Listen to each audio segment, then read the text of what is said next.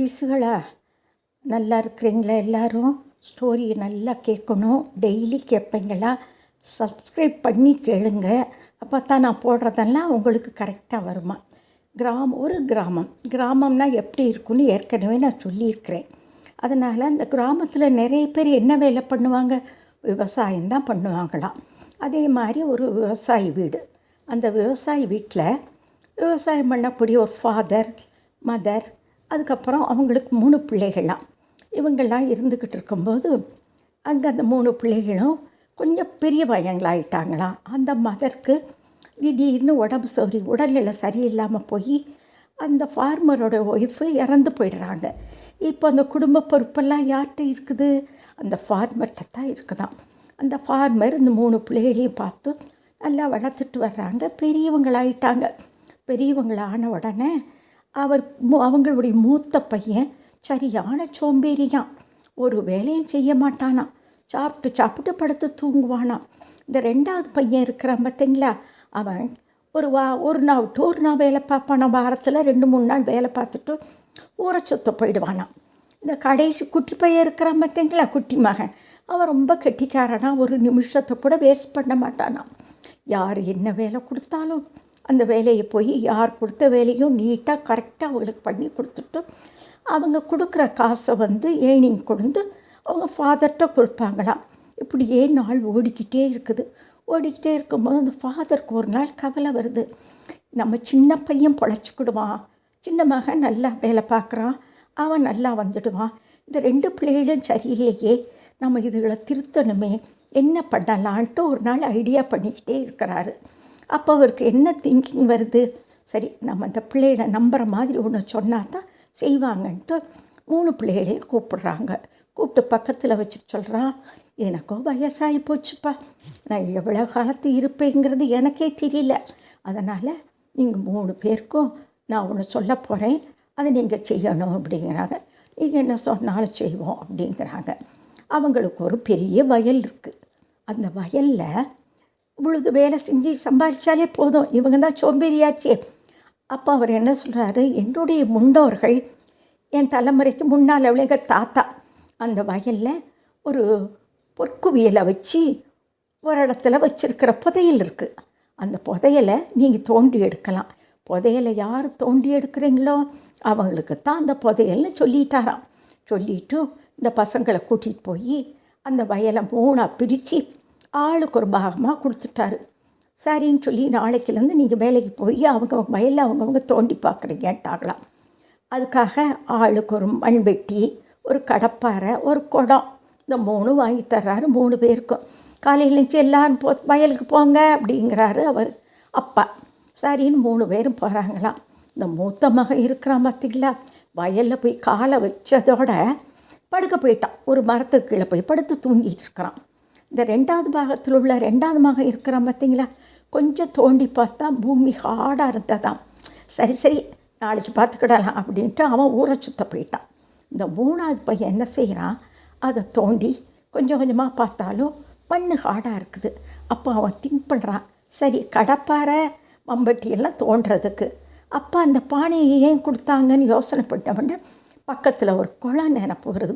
அந்த குளத்தில் போய் தண்ணி எழுதிட்டு ஊற்றி அந்த மண்ணுக்கு மேலே ஊற்றினோடனே அந்த மண் லூஸ் ஆகிடுச்சு. லூஸ் ஆனவொடனே தோன்றான். இப்படியே தோண்டிகிட்டு இருக்கும்போது 2-3 நாளில் ஒரு பெரிய மழையும் வந்துடுது. அந்த பூமி எல்லாமே நல்லா ஆயிடுச்சு அவனுக்கு. அது எல்லாம் கடைசி வரைக்கும் அந்த பூமியை தோண்டி பார்க்குறான், கீழே புதையல் இல்லை. சரி பரவாயில்ல, நம்ம இவ்வளோ தூரம் தோண்டி நிலத்தை பக்குவப்படுத்திட்டோம், பண்படுத்திட்டோம், சரி இதில் விதையை போட்டு ஏதாவது வளர்ப்போன்னு நினச்சிட்டு பக்கத்தில் இருக்கிற பண்ணைக்கு போய், விவசாய பண்ணைக்கு போய் கத்திரி விதை வாங்கிட்டு வரான். கத்திரி நாற்று, கத்திரி விதை, தக்காளி விதை, இந்த மாதிரி மிளகாய் விதை எல்லாம் வாங்கிட்டு அந்த வயலில் போடுறான். இந்த வயலில் போட்ட உடனே மழை பெஞ்ச உடனே எல்லாம் வந்துருச்சு. ரொம்ப விளைய ஆரம்பிச்சிருச்சான். இந்த விளைஞ்சதை கொண்டு போய் காய்கறி கடையில் கொடுத்து காசாக்குறான். காசாக்கிட்டு வந்த உடனே அந்த ஃபார்ம் ரொம்ப நல்லா வந்துருச்சு.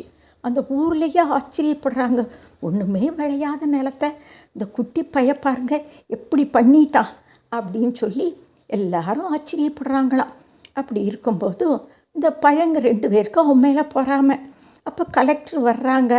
கலெக்டர் வந்து பார்க்குறாங்க. பார்த்த உடனே இப்படி ஒன்றும் இல்லாத பூமியை இவ்வளோ செழிப்பாக ஆக்கிட்டானே இந்த ஆளுன்னு நினச்சிட்டு, தம்பி உனக்கு என்ன உதவி வேணுனாலும் எங்கிட்ட கேளு, நான் கவர்மெண்ட்லேருந்து உனக்கு நான் உதவி வாங்கி தர்றேன் அப்படின்னு சொல்கிறாங்க.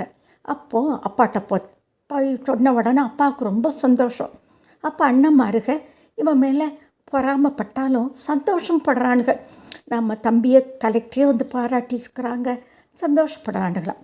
அப்போ அந்த குட்டி பையன் இந்த தம்பி இருக்கிற பார்த்தீங்களா, 2 பேரையும் கூப்பிட்டு சொல்கிறான், நீங்கள் ஒன்றும் கவலைப்படாதீங்க, உங்கள் 2 பாகத்தையும் நம்ம 3 பேருமா சேர்ந்து இதே மாதிரி நல்லா நம்ம உழைச்சி அந்த மண்ணில் எதையாவது நம்ம விளைய வச்சிடலாம் அப்படின்னு சொல்லி தம்பிக்காரன் சொன்ன உடனே சரின்னு 2 பேருமா சேர்ந்து அந்த 2 பாகத்தையும் அழகாக தோண்டி ஈண்டி எடுத்து பார்த்து அதில் புதையல் இருந்தால் நம்ம எடுத்துக்கிடுவோம், அப்படி இல்லைன்னா தம்பி மாதிரி நம்மளை தோட்டமாக வச்சிடலான்னு அவங்க நினச்சிட்ருக்குறாங்க. இப்படி இருந்ததோட மழை பெய்யுது, நல்லா தோண்டி ஈண்டி எல்லாம் பண்ணிவிட்டு அவங்க என்ன செய்கிறாங்க, ஒரு போர்ஷனில் மாமரம் நடுறாங்க, இன்னொரு போர்ஷனில் கொய்யா மரம் நடுறாங்க, இன்னொரு போர்ஷனில் எலுமிச்சம்பழ மரம் நடுறாங்க. அதில் கவர்மெண்ட்லேருந்து உதவி பண்ணுறேன்னு கலெக்டர் சொன்னாங்கள்ல, அதனால் பண்ணைக்கு போய் உரங்கள்லாம் வாங்கிட்டு வந்து அதுக்கு போடுறாங்க. மழை செழிப்பாக பெய்யுது. பெரிய பழத்தோட்டமாகிடுச்சான். அந்த ஊரில் உள்ளவங்களுக்கெல்லாம் ஆச்சரியமாக, உதவக்காரையாக இருந்த பசங்கள்லாம் பாருங்கள், அந்த ஃபார்மருடைய மகன் சின்னவனை பார்த்து எப்படி முன்னேறிட்டான் அப்படின்னு சொல்லி அவங்க பேசிக்கிறாங்களாம். அதுக்கப்புறம் அந்த 3 பேரும் நிறையா தோட்டத்தில் பழங்கள் வந்தவுடனே ஒரு பழத்தோட்டம் பெரிய வியாபாரி ஆகிடுறாங்களாம். இப்படியே இருந்துக்கிட்டு வரும்போது இந்த செய்தி கவர்மெண்ட்டுக்கு போகுது.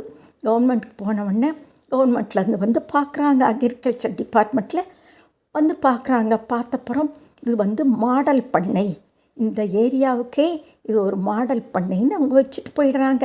பேர் வச்சுட்டு போர்டும் வச்சுட்டு போயிடுறாங்க. அவங்களுக்கு கவர்மெண்ட்லேருந்து பணம் வருது, எல்லாம் ஹெல்ப் பண்ணுறாங்களாம். ரொம்ப அழகாக இந்த மாதிரி இருந்துட்டு வர்றதுனால அவங்க ஃபேமிலியில் எல்லோரும் பாராட்டுறாங்களாம். பக்கத்து ஊரில் உள்ளவங்கள்லாம் வந்து இந்த ஃபார்மை பார்க்குறாங்க. பார்த்துட்டு நம்ம ஊரில் இதே மாதிரி பண்ணினா இந்த ஏரியா ஃபுல்லாக செழிப்பாக்கிடலாம் அப்படின்ட்டு அந்த ஏரியா ஃபுல்லாக அதை மாதிரி பண்ணி எல்லாருமே அவங்கவுங்க வயல்களில் ரொம்ப செழிப்பாக வச்சு இந்த மாதிரி பண்ணிட்டு வர்றாங்களாம். இதுக்கு காரணம் என்ன? குட்டீஸுகளா, நீங்கள் இதிலேருந்து என்ன நினைக்கிறீங்க? அவங்களுடைய ஒற்றுமையும் விடாமுயற்சியும் அவங்களுடைய உழைப்பும் தான் இதுக்கு காரணம்.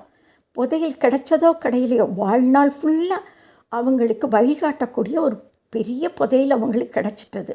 அப்போ அண்ணன் தம்பி 3 பேரும் ரொம்ப ஒற்றுமையாக இருந்துட்டு வர்றாங்களாம். குட்டீஸ்களாக இப்போ உங்களுக்கு என்ன புதையல்? என்ன கல்வி தான் உங்களுடைய புதையல். அதனால் நீ அந்த கல்விங்கிற புதையலை நீங்கள் வாங்கிட்டீங்கன்னா உங்களுக்கு செல்வங்கிற புதையல் தன்னால் கிடச்சிடும். அதனால் அன்னன்னைக்கு டீச்சர் நடத்தக்கூடிய பாடத்துகளை ரொம்ப கவனமாக கேட்டு எல்லாருக்கும் அந்த விவசாய பிள்ளைகள் முன்மாதிரியாக இருந்தாங்க பார்த்தீங்களா, மற்ற பிள்ளைகளுக்கும் நீங்கள் முன்மாதிரியாக இருந்து எல்லாரையும் வழி நடத்தி சிறப்பான பிள்ளைகளாக வருவாங்களாம்.